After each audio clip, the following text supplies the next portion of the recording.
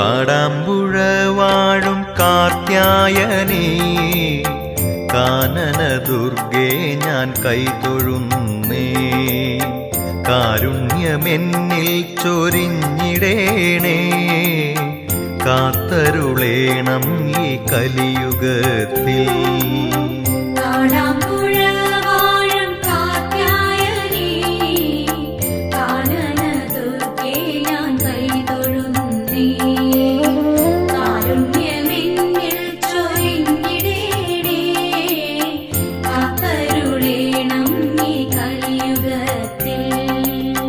കാടാമ്പുഴേശ്വരി ശിവപാർവതി വനദുർഗയായി നീ അവതരിച്ചു.